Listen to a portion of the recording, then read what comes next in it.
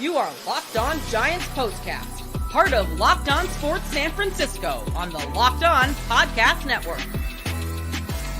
Your team every day.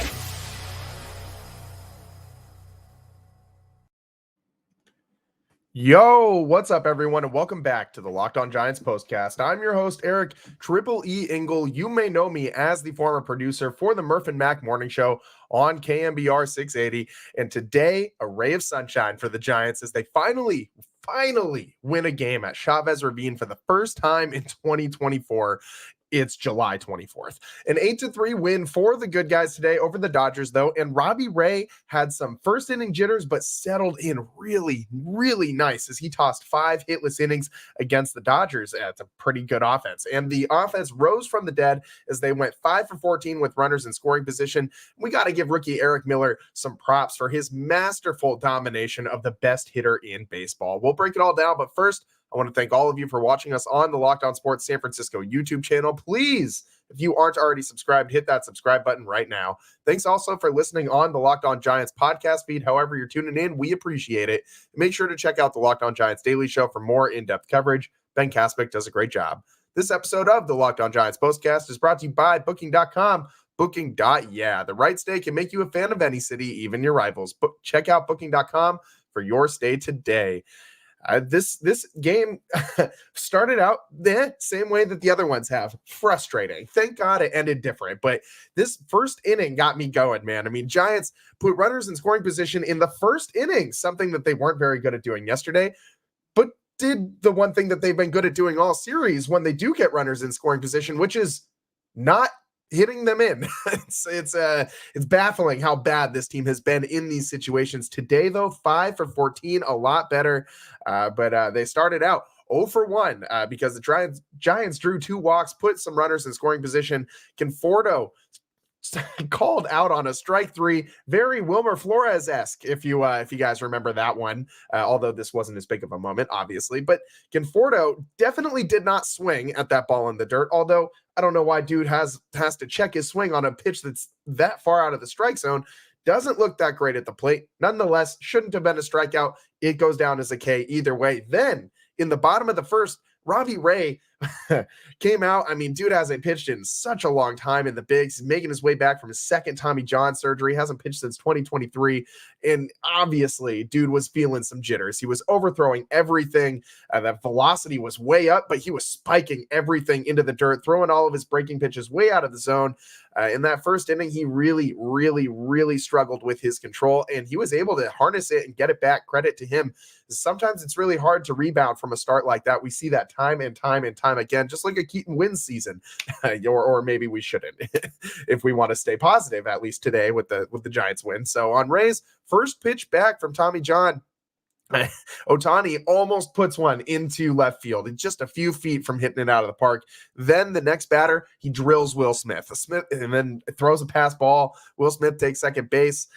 Then Ray looks like he's overthrowing everything. Like I said, he couldn't control everything that he was throwing, anything coming out of his hand. Then he walked Freddie Freeman. Another ball in the dirt, put runners at second and third with another pass ball. And then not a pass ball, but a wild pitch. Then he hits Teoscar Hernandez to load the bases with no hits. He almost hit Teoscar Hernandez on the pitch before he hit Teoscar Hernandez. So he was all over the place. Then he with the bases loaded, he walks Andy Pages. The Dodgers at this point don't have a hit, but they got a run in. 1-0 Dodgers lead. Then he gets a strikeout and a pop out to end the inning. And from there, he regained his form, although the Giants offense kind of sputtered until about the top of the fourth. They didn't give him any run support at all. Something that you really need to give a guy in his first game back from injury. You don't want to be putting all of this, like the weight of the world on this guy's shoulders against the Dodgers in this rivalry with Shohei Ohtani on the other side. Come on, man. Like, help a guy out. So in the fourth inning, Matt Chapman decides he's going to do just that. Launches a solo home run because, of course, if the Giants hit a home run, it's going to be a solo shot. Goes straight away to dead center field. 2 strikes. The ball was up in the zone, but Chapman was able to climb that ladder and go get it. Keep that top hand strong. 105.7 miles an hour off the bat.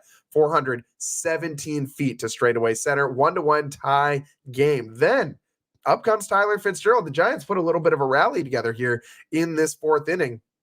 Fitz stays hot, legs out a double on a line drive in the gap that Hernandez was able to cut off before it rolled to the wall. Made a good throw into second, but Fitzgerald was on his horse, did the headfirst Superman dive into second base and just barely beat that tag. Yaz base hit scores Fitzgerald and gives the Giants a 2-1 lead, and Robbie Ray just kept on rolling. He pitched 5 no-hit innings, only 1 run gave up in that first inning with all those, first game back jitters after not pitching in Major League Baseball for over a calendar year. It's a great comeback story. And one thing about Robbie Ray, well, actually a couple things about him. Some just like breakdown of like body, what we're seeing out there, body language, things like that. Dude runs hotter than maybe anybody else on this Giants team. And I don't mean like anger wise. I mean like physical temperature wise. Did you see how wet he was out there? I mean, it is 78 degrees start time in LA, not that warm. And it's 7:15. The sun's not beating down. Don't tell Robbie Ray's body that, because dude looks like he just ran a marathon. He's just dripping wet. And it's, not even super hot. It's nighttime down in LA. Yes, it is the summer in LA and those are warm, but Robbie Ray looking like he just jumped out of a swimming pool and onto that mound. I don't know how he's getting that hand dry to throw that ball and control it. Maybe that's why he had such a hard time in that first inning. Maybe that the sweats were just getting to him. But nonetheless, he was able to figure it out later on and deal with the wetness. But another couple observations, the grunts. We all know, if you've watched baseball in the last couple of years, Robbie Ray, big grunter, looks like he's playing tennis, or sounds like he's playing tennis out there. Every time the ball leaves his hand, similar to every time the ball connects with a tennis player's racket, you hear a nice and sometimes you'll hear some other interesting sounds and words coming from Robbie Ray as well. And he's entertaining, man. His windup is funky, the way that he twists his entire upper half, almost like looking straight out at the center field wall. Turns his back entirely to the batter. It's a pretty wild windup, and he gets a lot of torque and a lot of power from it. And you can see where a lot of that power comes from his legs, because he's got such tight pants out there. You can see a lot of Robbie Ray out there with those pants, man. And maybe it's part of baseball's new scheme to market to people. You want to see the nice legs of a Robbie Ray, the nice caboose of a Robbie Ray. Got it on full display there, especially with those kind of see-through pants. Yeah, man, you get what I'm getting at. There's a lot to look at with Robbie Ray out there on the mound, dude. But the best thing of the night, for sure, 8 strikeouts for Robbie Ray. We're having fun. He's an entertaining guy to watch on the mound, but it's all nice when he's going up there and holding the Dodgers to 0 hits and 8 strikeouts and 1 run over 5 innings in his first game back from Tommy John. And this puts the Giants in a really interesting position, because where do you go from here? You on one hand, you got a team that's been terrible out of the All-Star break, can't hit, looks bad. Just flat out looks bad. And on the other hand, you got a team with Logan Webb, Robbie Ray, Blake Snell, Kyle Harrison, Hayden Birdsong, and you got Alex Cobb coming back. You got a lot of stuff that at your disposal. Jordan Hicks is still around, although last night wasn't a great outing for him. I think he could be a lot more effective in the bullpen for the rest of the season. You got a lot of options with this pitching staff, and you got a bullpen that's been pretty dang good all season long. They've been used a lot. They've been up and down, but I think that they, for as much as they've been used, have shown that they're pretty capable of carrying the flag for this Giants team when they need to. It's the offense that's been a problem. So what do you do at the trade deadline? Farhan has said numerous times, if the Giants are slumping going into the break, they're into the deadline, not the break, but going into the deadline, they're gonna look to sell. There's no way that this team gets above 500. No realistic way that this team gets above 500 before the trade deadline is here. But I don't know. This team is so close to a wild card berth. It's really interesting to see what they're going to do. Of course, if the Giants turn around and start just, free falling into the trade deadline, they'll very likely look to sell. But say the Giants go on a little bit of a run here. What do you do? I hope that they do at least something. Just don't do nothing. Do not do a repeat of last year where you hold on to expiring contracts of guys who are just going to be gone at the end of the year anyway. I'm talking about guys like JD Davis last year, Alex Cobb last year, even though that wasn't an expiring contract. I thought it would have been an opportune time to move a guy who was definitely in the latter half of his career, and was having one of his best seasons that he's ever had. We'll see. It's a lot going forward that the Giants need to make decisions on. But at this point in the game, the Giants still only were clinging to a 2-1 lead as Robbie Ray exited and yielded to that Giants bullpen, which pitched pretty well today. The Dodgers then got their first hit of the game in bottom 7 after Chris Taylor legged out a double. Couldn't get him in though. The Dodgers couldn't score him. And then in the top of the 8th, on the other side, Matt Chapman walks to lead off the inning. Giants at this point haven't had a hit since the 4th inning when the Mike Yastrzemski RBI drove in Michael Conforto, and then a Conforto single put runners at first and third base with no outs. Fitzgerald walks to load the bases. Now we got loaded bases, nobody out, and a Yaz base hit scores 1, but they hold Fitzgerald at third base. 3-1 Giants lead. Another Giants single comes by way of a Pat Bailey pinch hit, scores another run, and the bases continue to stay loaded. So Giants just doing some station to station slapping singles into the outfield, and Soler has not been very good with the bases loaded. In this scenario, at least he got the RBI, but did not come up with a hit. He was able to score Tyler Fitzgerald from the soft ground ball to shortstop Nick Ahmed, who was picked up by the Dodgers earlier today and was inserted into the starting lineup. Ahmed made a pretty nice play on that Soler ground out. Forever Giant Nick Ahmed. He now fits in that category. Then the thing that the backbreaker moment, Ramos line drive down the right field line, scores 2 more runs for the Giants, 7-1 lead. At this point, this was a big inning for the Giants, and Chapman, after the Giants batted around, singles and scores Lamont Wade Jr., who had just a hell of a slide into home plate, hit him with the swim move, slid to the outside part of the bag and slid right around Will Smith's glove. That throw was there in plenty of time. He was dead in the water, and Lamont Wade Jr. made such a nice move on that slide that he made Will Smith sit there with his glove extended, just looking at it. Like he shook him out of his shoes. It was ridiculous. Great slide by Lamont Wade Jr. Giants bat around in the inning. When is the last time we said that this season? It was a very great inning for the Giants offense. Then bottom 8, Nick Ahmed, leadoff single, Forever Giant. And then Eric Miller comes in with Ohtani up, and the Dodgers have a scoring position, have a runner in scoring position, and he strikes out Ohtani. And that was 5 for 5 now that Eric Miller has struck out Ohtani in 5 at-bats. This guy is just the Ohtani specialist, apparently, for the Giants. And this is a rookie who never pitched above Double-A until earlier this season. This kid deserves a ton of props. We'll get into that a little bit later. He's also been having a really nice season. We don't talk about him nearly enough. So we're going to shine a little bit of a light on what Eric Miller has been doing this year a little bit later on in the show. But then we had a flashback moment to just a couple days ago when you remember that drop fly ball on the warning track between Matos and Ramos. Well, Ramos and Yastrzemski decided they wanted to try and recreate it because it was so fun the first time. So they just kind of let a Freddie Freeman deep fly ball just fall right in between them. And I just am so tired of watching this. I know it's hard to hear out there with the sellout crowd at Dodger Stadium, but you gotta look at the other guy. If you watch the replay, both outfielders, they're tracking the ball, but you got to figure out a way to communicate with your other outfielders. You've got to figure out a way to know where they are, to feel them, to sense them. I'm not advising take your eye directly off the ball you're tracking and go look at the guy, but use the peripheral. See where that guy is, feel him, know where they are. You can't be letting fly balls just drop in the outfield between two guys, either one of which could have caught the ball. You saw Yaz kind of say my fault after the play, but you also, if you're watching on NBC, heard Kipe kind of say, yeah, that's what I used to do in my marriage when I just wanted things to be smoothed over. Yeah, my fault, my bad. Yaz just being taking the fall so we can just smooth things over. Ramos is involved in both of these plays. He is the captain. He is the center fielder. The other guys need to yield to him.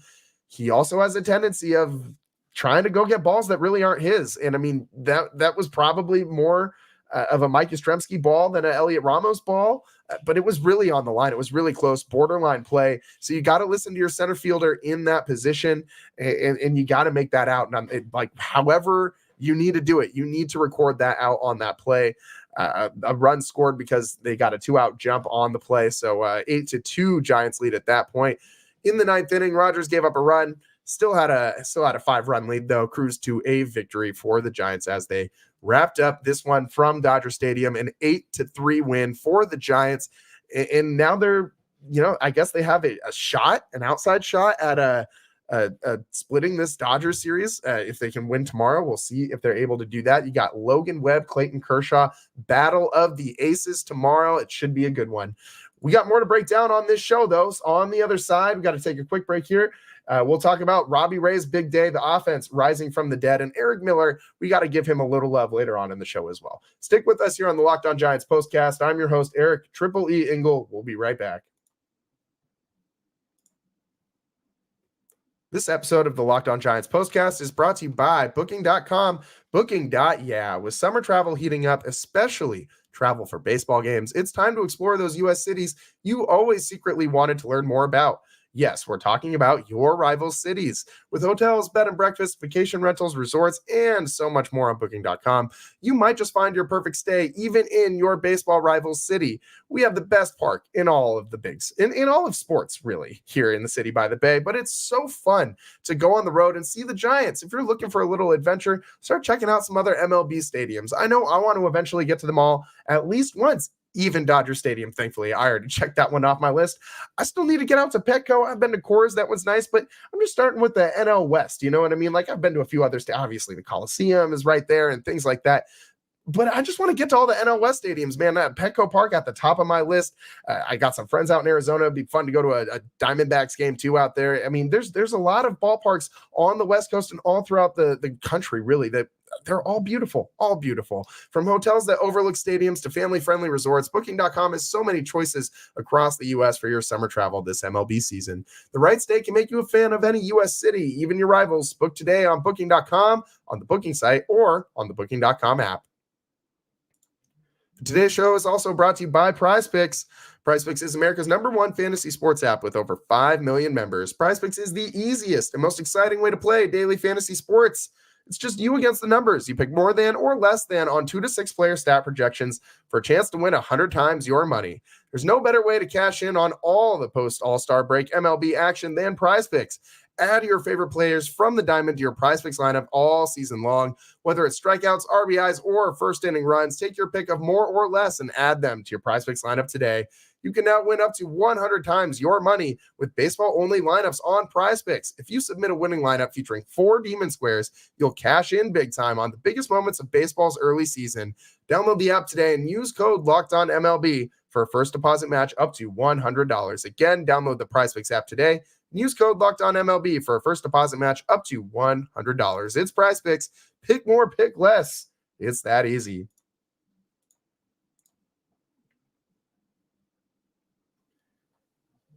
Welcome back to the Locked On Giants postcast. I'm your host, Eric Triple E Engel. And Christy, I see you in the chat. Yeah, I can talk about something good today, finally, because the Giants finally got a win at Dodger Stadium for the first time in 2024. I'd say it feels nice, but it just kind of, had to happen eventually, right? And that's kind of more how this feels. It was a nice, complete team win. But I need a lot more than one win post All-Star break, man. Like, this is not a very fun time that the Giants have had since that big game with Logan Webb and Elliot Ramos representing the Giants. But it's not that big of a game. Let's be real. I mean, who really watches the All-Star game? I tuned in for a little bit, but I did not sit there and watch that game locked in start to finish. I think it's just more a celebration, a pageantry, if you will. But still deserving honors, that especially the honor of making the team is all that really matters with that one. And for the Giants, I would really like to see some more wins now that we're in the second half, air quotes, of the season. With about 60 games left, this team needs to start making their playoff push if they have one in them. Right now, that's TBD because they don't look very good. With the win, they're 49-54.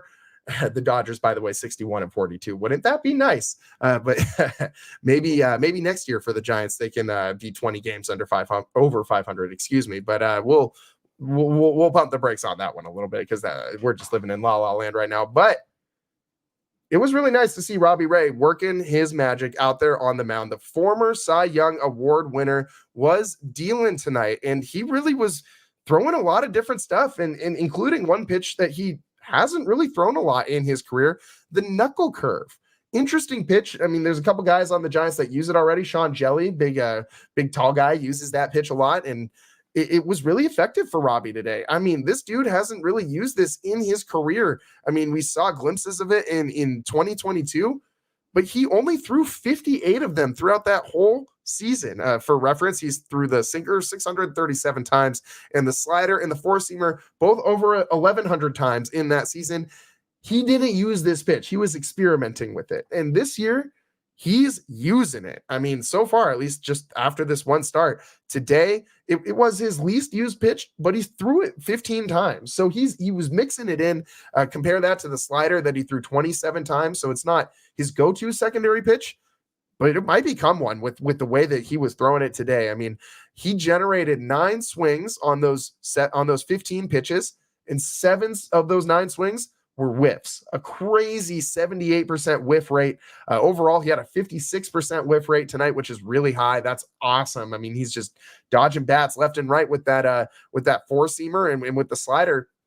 He got 9 swings and misses with that four-seam fastball as well, 47% of the time. I mean, he was really, really, really using all of his pitches, all his 3 pitches.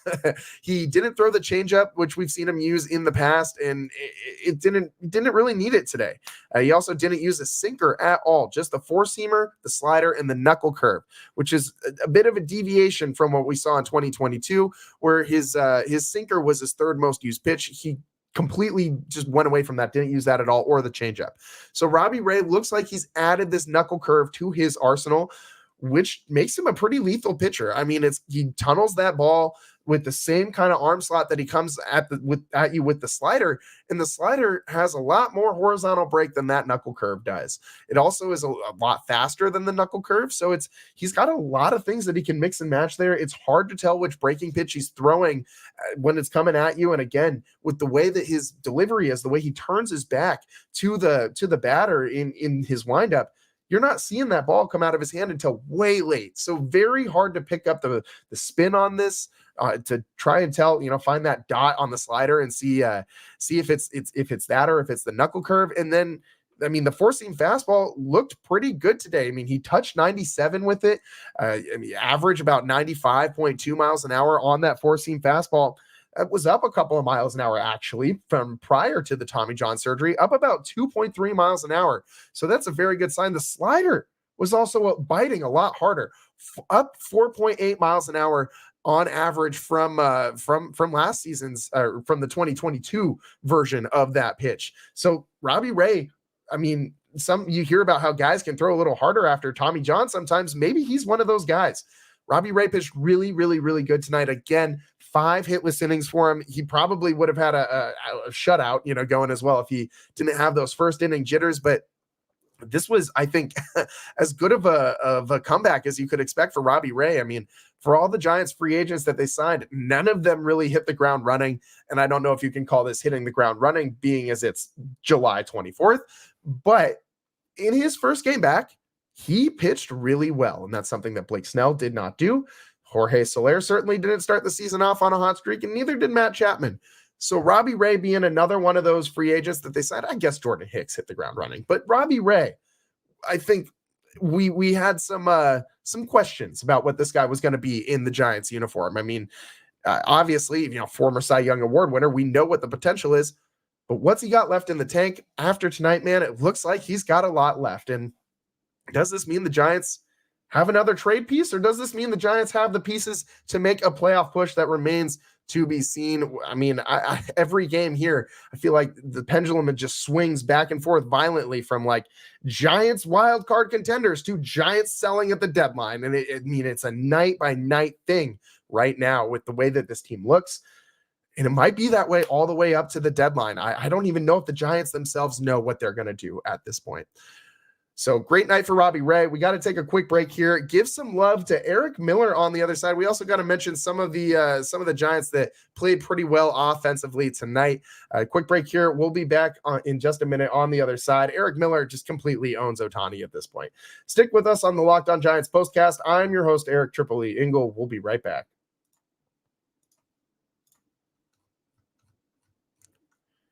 Today's show is sponsored by Game Time. Game Time is an authorized ticket marketplace of Major League Baseball, which makes getting tickets faster and easier. Prices on the Game Time app actually go down the closer it gets to first pitch. And with killer last-minute deals, all-in prices, views from your seat, and their lowest price guarantee, Game Time takes all the guesswork out of buying MLB tickets.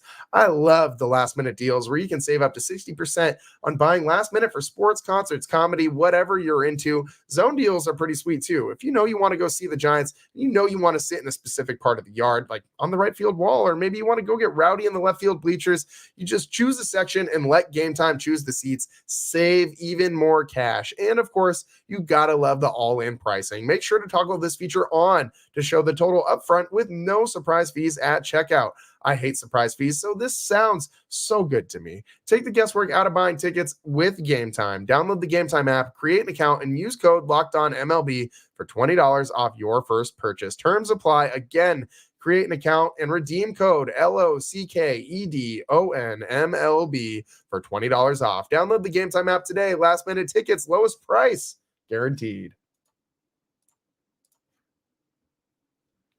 Welcome back to the Locked On Giants postcast. I am your host, Eric Triple E Engel, and today the Giants beat the Dodgers 8-3. Finally, my God, after 7 consecutive losses at Chavez Ravine, the Giants finally win their first game of 2024 at Dodger Stadium.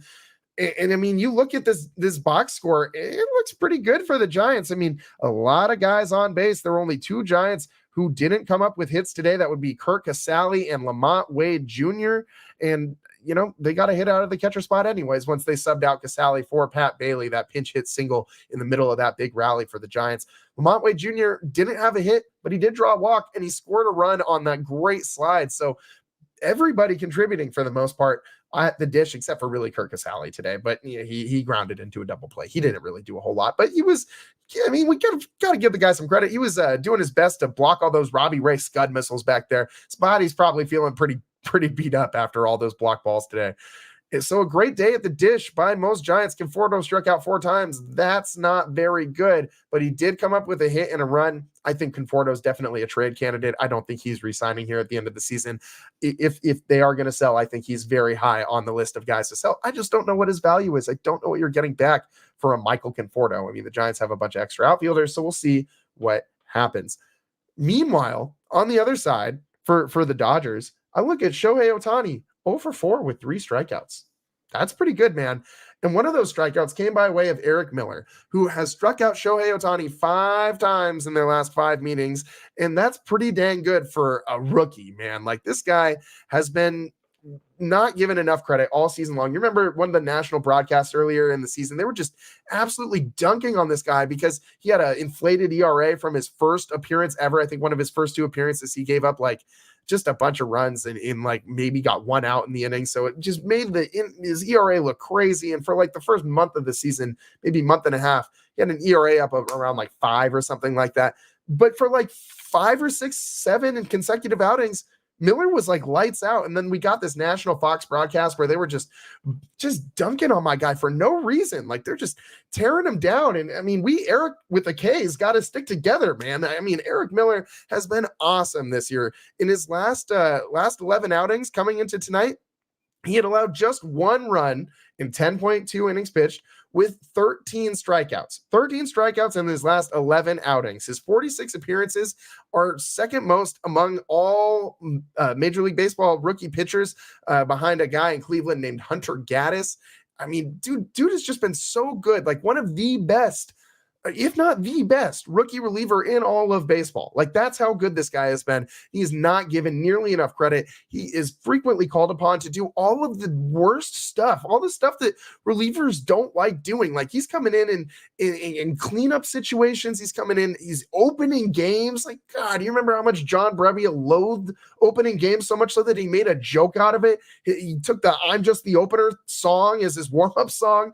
I mean, Eric Miller is asked to do all of the, just, schlup work for the Giants, and he does it really, really, really well, and they reward him with big moments, and he comes through, and right now, he's the Shohei Ohtani guy. Like, name me a better pitcher in baseball when it comes to one-on-one matchups with Shohei Ohtani. I mean, Eric Miller deserves some credit for what this guy has done this year. Just some other stats from Miller. Coming into today, batters were just 11 for 66, batting just 167 with 17 strikeouts off of that nasty changeup. I mean, he's been so good. I mentioned that he's been opening games. As an opener, he has a sub-1 ERA, 0.93, a 1 earned run in 9.2 innings pitched, 6 walks, 9 strikeouts. I mean, dude's really, really, really good. He's been so solid for the Giants. And he's just one of those names that kind of gets lost in the mix. And I thought that tonight, after that big strikeout in that situation with Ohtani, we needed to show the young kids some love. This is a piece of the bullpen that should be here for a very long time. Like, we talk about all the young, exciting arms that the Giants have. And I always leave out Eric Miller. And I know a lot of other people do too. And that's on me, man. I need to wear that. I need to be better and include this kid more in some of my breakdowns because he is lights out. I mean, he's throwing stuff over the plate too. And Ohtani's taking massive hacks and swinging right through it. This is a guy who is a Triple Crown candidate, and you are making him miss on multiple swings on balls in the strike zone. That is, beyond impressive. This is the best hitter in baseball, a generational talent. And we got a rookie up here making him look silly. We got a rookie up here who he can't figure out. Eric Miller, props to you, man. Props to you, my guy. Great outing from the Giants. You got the bullpen, obviously. We just talked about how great Eric Miller was. Check. You got the starting pitcher, Robbie Ray, 5 hitless innings. Check. You got, the offense, 5 for 14 with runners in scoring position, and damn near every single player on this team contributes something offensively. Check. Got Tyler Glasnow out of the game, but didn't let him go super deep. Got to him early on. Couple runs, drew 4 walks against him, only let him stand there for 5 innings, 4 hits against the guy. You put guys on base, and everyone did their jobs today. Everyone did their jobs today. And what a world we could live in when everybody on the Giants actually plays up to their capabilities. By the way, I think that's a sign that a lot of this slump, a lot of this underperformance this season at least, needs to be worn by the players, not the front office. Because we see what this team can do when they have all cylinders firing, when they're clicking. We see what they can do. In any given, it's a 162 game schedule. I get it. Your offense can erupt any one of those days, and it's just one game. I get it. But you see how good the team looks, how complete they look when everyone's on top of their game, when no one's kicking the ball around on defense, when no one's swinging at pitches 3 feet outside of the strike zone, when people are having competitive at bats, not just hitting first pitches into the ground for easy ground outs. This team looks so much better today, and it was fun to watch. It's so good when the Giants actually make this rivalry competitive. And with the win today, they have a chance to even up this series, not the season series, but this 4-game series with the Dodgers right now. They have a chance to split with the win tomorrow, which to escape from a series in LA, a 4-game series in LA with the split series, it's kind of a win for this Giants team with where they're at right now. That's all the time that we got for you guys today. We're a little bit over, so we got to wrap up this show. I really wanted to break down more about this Giants a trade dilemma, whether or not they're going to sell or buy, or what the hell they're going to do at the break, at the deadline. I keep calling it the break. It's the deadline, the trade deadline, not the All-Star break, the trade deadline. And I really don't know what they're going to do. I think this is going to come down to the wire. And this series against Colorado matters. How they end the series against the Dodgers, I think, matters. I think if you split this, that sounds a lot better than being 1-3 against them in this series. When you look at what they just did against Colorado, if you lose the series against the Rockies this weekend, you absolutely are selling at the deadline. So Giants for sure need to win that series if they want to keep any hope for this season and a positive outcome at the end of the year. And by that, we mean a playoff appearance. if they want to keep any of that hope alive, you got to beat Colorado. And that shouldn't be too hard to do. I mean, based on what we've seen from the Giants out of the All-Star break, maybe it is harder than it should be, but you should beat Colorado. You should probably be able to like potentially sweep that team too. So we'll see what happens. I could talk about this for another 30 minutes, man, but we got to go. One last note, no show tomorrow. I said it yesterday, but I'm going to say it again right now.